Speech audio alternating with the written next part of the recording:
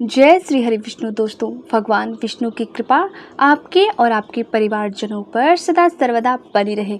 नमस्कार दोस्तों, मैं गणिका सिंह आप सभी का स्वागत करती हूं आपके अपने चैनल गणिकाज़ वे में।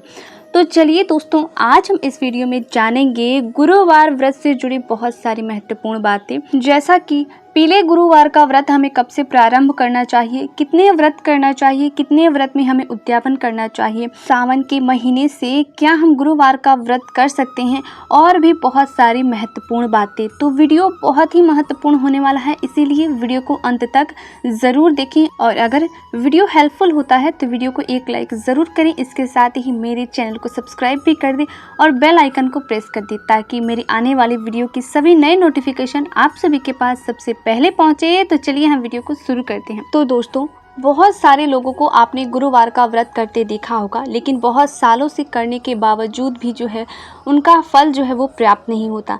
इसमें कुछ छोटी छोटी गलतियां हैं जो हो जाती हैं और वह व्रत का फल जो है वो हमें प्राप्त नहीं होता। इसीलिए गुरुवार के व्रत में व्रत से ज़्यादा नियमों का पालन करना ज़रूरी होता है।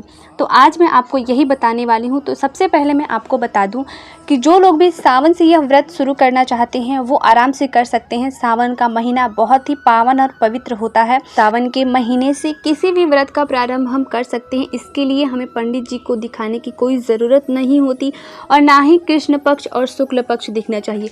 फिर भी बहुत सारी मेरी माताएं बहनें ऐसी हैं जो शुक्ल पक्ष से ही अगर प्रारंभ करना चाहती हैं, तो मैं उनके लिए बता दूं कि 8 अगस्त को जो है वो सावन का पहला गुरुवार पड़ रहा है। तो इसी दिन से अगर आप लोग चाहें तो अपने व्रत का संकल्प लेके जो है यह व्रत प्रारंभ कर सकती हैं। तो देखिए, जो लोग भी व्रत करते आ रहे हैं, जिनकी कोई मनोकामना है पूर्ण नहीं हो रही है, व्रत फलित नहीं हो रहा है, तो उनके लिए मैं सबसे पहले मैं बता दूं कि किन नियमों का हमें पालन करना चाहिए। तो इसमें सबसे पहला जो नियम है वो ये है कि व्रत को जब हम प्रारंभ करते हैं तो हमें व्रत का प्रारंभ जो है वो संकल्प लेके करना चाहिए। जिस दिन पहले दिन पे जब हम व्रत करते हैं तो व्रत का संकल्प लेना अति आवश्यक हो जाता है। संकल्प लेने के बाद अगर हम कोई व्रत करते हैं तो वो बहुत जल्दी ही उसका परिणाम हमें मिलता है। तो इसीलिए जब आप लोग व्रत प्रारंभ करें तो व्रत का संकल्प जरूर करें। गुरुवार के दिन सबसे पहले सूर्योदय से पूर्व उठकर स्नान आदि करके सूर्यदेव को 1 लोटा जल अर्पित करना चाहिए। इसके पश्चात जो है अपने मंदिर घर को अच्छे से साफ और स्वच्छ कर लेना चाहिए। गुरुवार व्रत में केले के वृक्ष की पूजा करना अति आवश्यक होता है। अगर केले का वृक्ष मिल जाए तो इस दिन केले की जड़ की पूजा ज़रूर करें, और अगर ना मिल पाए तो घर पर ही चौकी लगाकर हम पूजा आराधना भगवान की जो है वो कर सकते हैं। तो इसके लिए सबसे पहले आप लोग एक पीले आसन पे बैठे। इस दिन सूर्योदय से पूर्व उठकर स्नान आदि करके पीले रंग का वस्त्र ही धारण करें। भगवान को पीले रंग के आसन पर ही विराजित करें, यानी कि भगवान की कोई भी मूर्ति या फोटो है तो उसे स्थापित करें।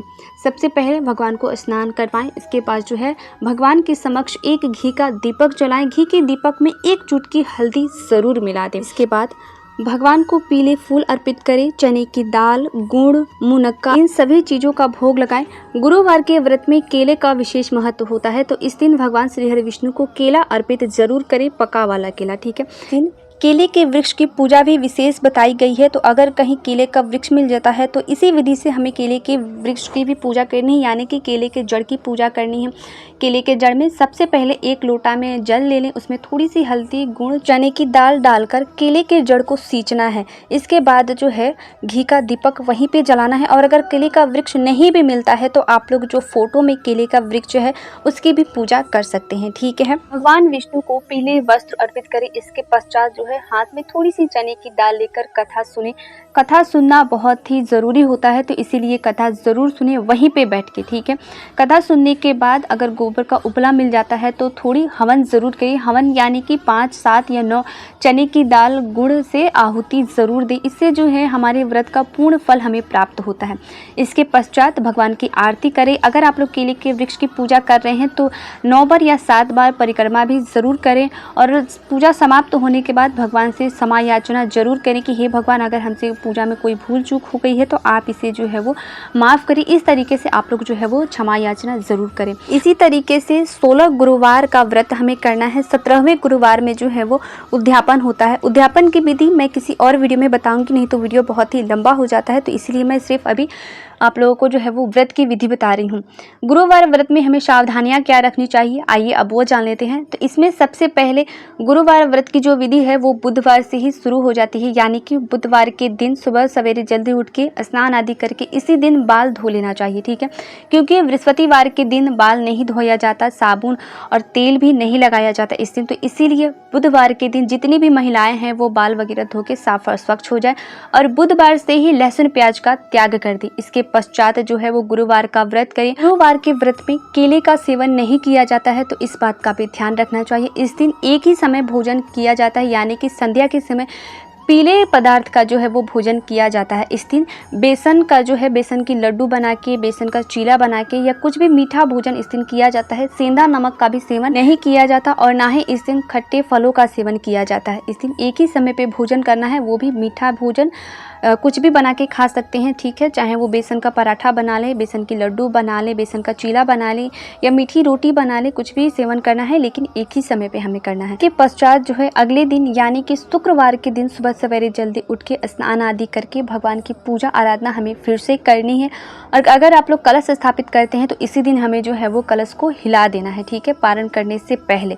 और पारण में भी लहसुन प्याज का त्याग कर देना चाहिए, शुद्ध और सात्विक भोजन करना चाहिए। बहुत सारे लोग जो है वो यहीं पर गलती कर देते हैं। सबसे पहली गलती कि व्रत का संकल्प नहीं लेते, दूसरी गलती कि बुधवार को लहसुन प्याज का सेवन करके बृहस्पतिवार का व्रत करते हैं और तीसरी गलती कि व्रत के पारण में लहसुन प्याज खाते हैं। तो ये गलती हमें बिल्कुल भी नहीं करना है, नहीं तो व्रत का फल जो है वो हमें प्राप्त नहीं होगा।